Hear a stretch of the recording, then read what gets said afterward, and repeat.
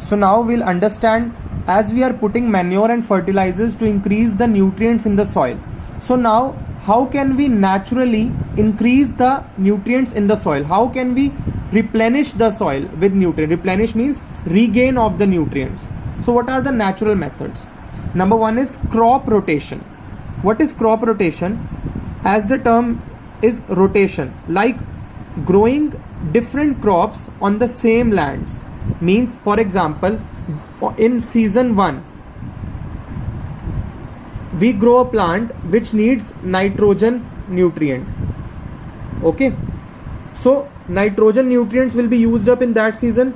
In the next season, on the same land, what we will grow? We'll grow a type of crop which needs phosphorus. So during the first season, only nitrogen will get used up and all the other nutrients will be saved. And when we grow another type of crop which needs phosphorus, so in that season nitrogen will get replenished automatically because nitrogen is not required by the crop. So this method is known as crop rotation.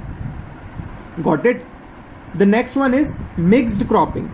Mixed cropping means growing different plants or crops on the same land. You can have a look at this figure. You can see there are many types of plants growing on the same land. Each plant requires different type of nutrient. So all the nutrients will not get used up. So by doing this, we can increase the nutrients in the soil. We can replenish the soil. Okay. Next one is growing leguminous plants. What are leguminous plants? The plants of pulses. What are leguminous plants? The plants from which we get pulses are called leguminous plants. So the roots, for example, this is a leguminous plant. The roots of the leguminous plants have some nodules. You will learn about nodules in chapter 2 in detail. Nodules are basically knots.